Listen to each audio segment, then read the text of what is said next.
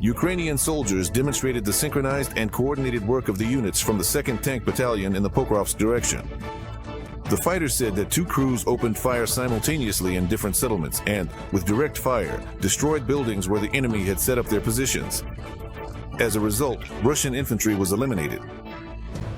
This combat episode is not just a coincidence. It is proof of coordinated combat skill and readiness to act decisively under any conditions. We work in sync, strike accurately, and keep moving forward. From a statement by the 5th Separate Heavy Mechanized Brigade of the Ukrainian Armed Forces on Facebook. Since the beginning of the day, Ukrainian soldiers have repelled 26 Russian attacks on the Pokrovsk section of the front.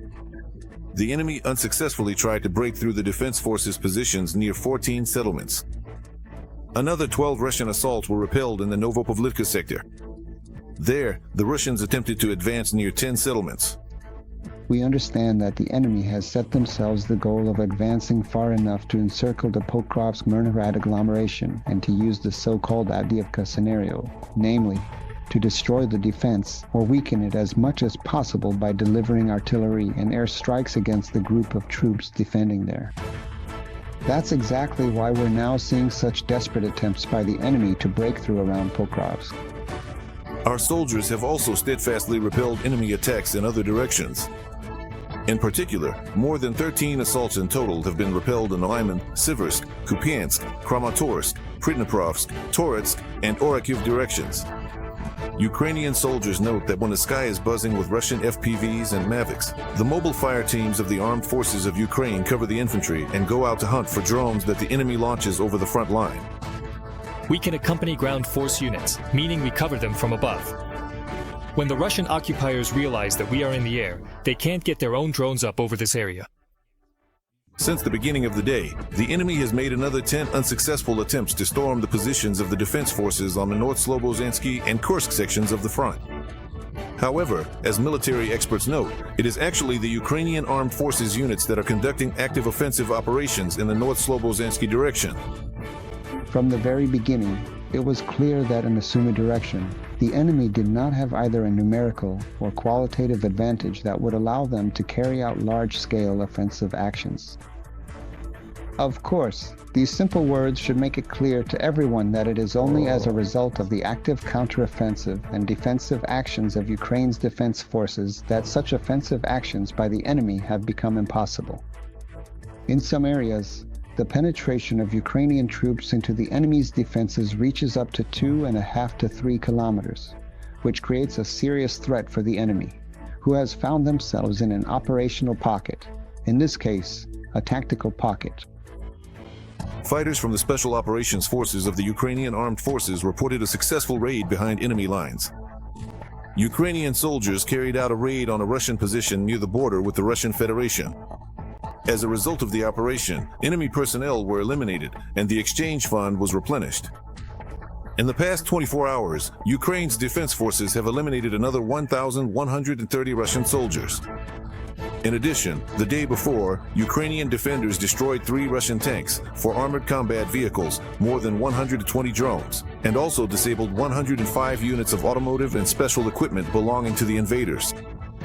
According to the General Staff of the Ukrainian Armed Forces, since the start of the full-scale invasion, Russia has already lost more than 1,035,000 of its soldiers. Military expert Sergi Krabsky is joining our broadcast. Sergey Meritov, welcome to the Freedom Broadcast. Hello. Hello, greetings to the studio. Sergey Meritov, so the strategic grouping is forming. Speaker Viktor Trihobov says that there are currently 2 main directions on the front that are the hottest, the most saturated with Russian attacks. These are the eastern flank of Pokrovsk and Novopavlivsk. What is your assessment? How accurate and sober is this evaluation of the situation at the front, that the majority of Russian attacks, assaults, and offensives are happening precisely in these areas? Yes, absolutely right.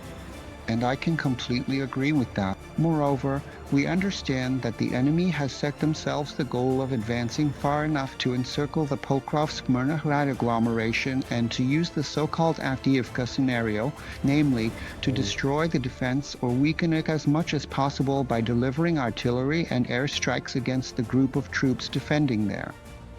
That is exactly why we are now witnessing such desperate attempts by the enemy to break through around Pokrovsk from the north, in order to create a pocket that would allow them to concentrate their firepower precisely in this direction. As for the Novopavlivka direction, it is also extremely important for the enemy because, firstly, it opens the road to the Dnipropetrovsk region towards the settlement of Pokrovsk. But this is a transit route to the Zaporizhia region, and in this direction the enemy is trying to advance as far as possible into the territory of Donetsk and Dnipropetrovsk regions. But so far, they have not yet reached the Dnipropetrovsk region with the aim of taking control of the Kurakhov-Pokrovsk highway in order to be able to continue their offensive in this direction. This is basically the reason why we are seeing right now that the enemy is desperately focusing its efforts precisely on these two sections of the front. Let's discuss this further. Russian forces have tripled the number of assault operations on the islands near Kherson. Instead of 2 or 3 attempts to advance per day, the Russians are now carrying out on average from 6 to 11 attacks. This was reported by the spokesperson for the defense forces of southern Ukraine, Vladislav Volin. And according to him, the Russian occupiers have become more active throughout the entire island zone, from the south all the way to, for example, the Antonivsky Road and rail bridges.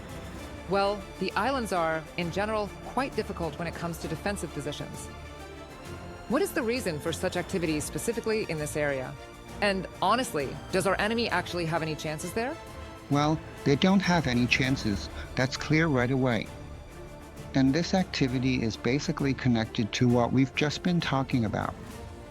That is, the enemy has concentrated its main efforts on the Donetsk direction, meaning they are conducting the main combat operations in the Pokrovsk, Novopavlivka, Toretsk, and now Ulyanovsk sectors of the Donetsk direction, and they are also carrying out active combat operations, I emphasize active combat operations, on all other sections of the front. In particular, what you mentioned about the Kherson direction is also observed in other areas, for example, in the Slobozhansk and Lyman sectors, among others.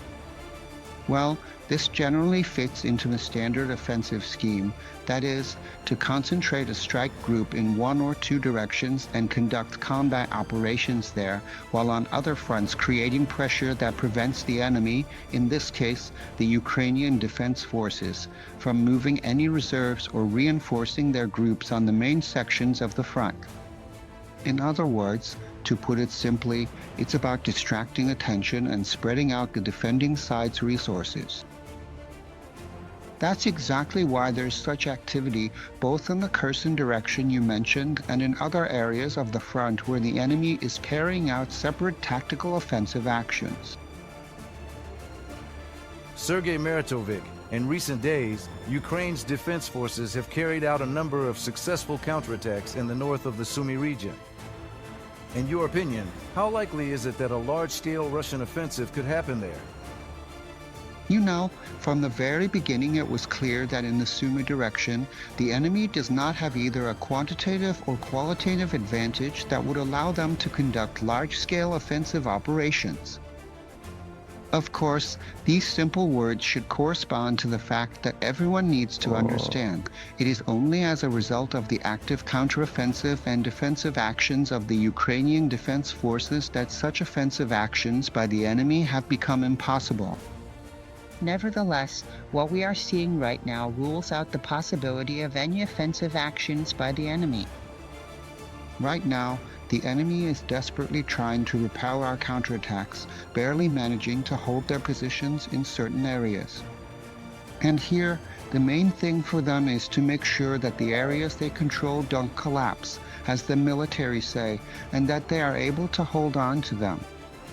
But the penetration of Ukrainian troops into the enemy's defenses in some directions reaches up to 2.5 to 3 kilometers, which creates serious threats for the enemy, who has found themselves in an operational, or in this case, a tactical encirclement. Therefore, no, we do not foresee or expect any serious offensive actions from the enemy here. Well, First of all, because they are occupied with the Donetsk direction, and secondly, it simply wasn't part of their objectives. And that group is not capable of carrying out a massive breakthrough and advancing on Sumy as the regional center. About the Russians' tactics. So, the so-called kill zone, the assault troops tried to break through it with lightning speed. For this, they used motorcycles, buggies, and other such lightweight vehicles, as they're called. Now, there have been reports that they're crawling, covering themselves with some kind of invisibility cloaks, slowly, perhaps. But that's how they managed to capture a grove or house on the outskirts of a village, using exactly this method. So, the tactic itself isn't new, but lately there have been more and more reports about the Russians using this kind of approach. In other words, the goal isn't to cross the kill zone quickly, but rather to do it unnoticed by drones.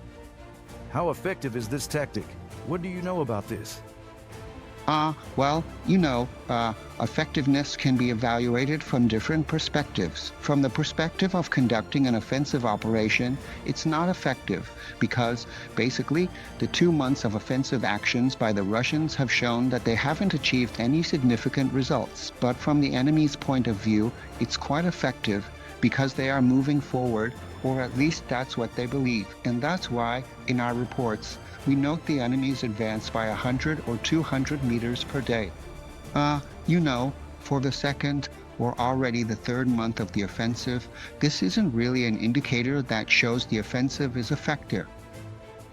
But nevertheless, the enemy considers this tactic very successful, even though, out of those crawling forward, only 1 or 2 survive, and basically, someone else just crawls up to take their place.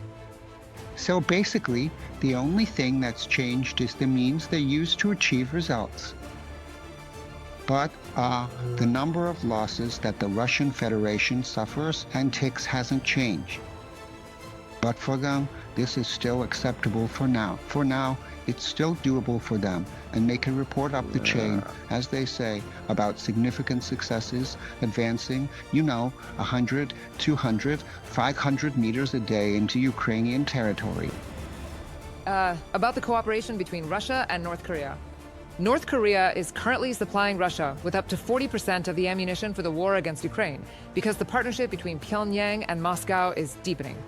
This was reported by the head of the main intelligence directorate of the Ministry of Defense of Ukraine, Kirilo Budanov, in an interview with Bloomberg, and according to him, Kim Jong-un is also transferring ballistic missiles and artillery systems to the Russian Federation. At the same time, Russia is providing North Korea with money, technology, and is helping to ease Pyongyang's international isolation. Budanov also said, "We have a quote, and we'll discuss it afterwards."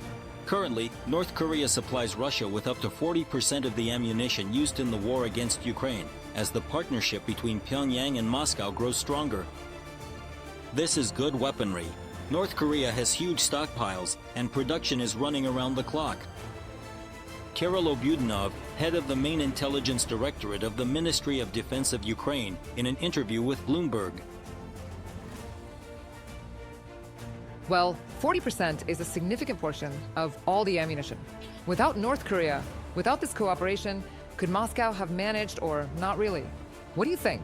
I think that the pace of the offensive and the rate of Moscow's aggressive actions would have been reduced by at least half.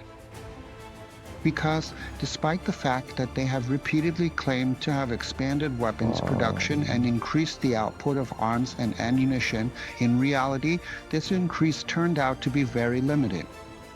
Therefore, without such massive support from North Korea, it is unlikely that Russia would have been capable of conducting such active combat operations. On the other hand, Russia has found itself in, a kind of logistical dead end or trap, because North Korea is very cynically taking advantage of the current situation as it is supplying Russia with weapons and ammunition that only it possesses. In other words, North Korea is, if you will, making Russia a hostage to its supplies, which Russia cannot refuse, because even the calibers of North Korean systems are different from the Russian ones. Accordingly, it's impossible to use the ammunition. And North Korea, Let's put it this way, hit the jackpot here, getting the opportunity to receive additional resources and to supply its own weapons and military equipment, which is, generally speaking, very advantageous for them. And as for Russia, once again it has shown just how incapable it is of scaling up military operations and conducting them using only its own resources. Sergey Meritov, thank you for joining us on our broadcast. Thank you for your comments. Sergi Krabsky, military expert, was in touch with our studio.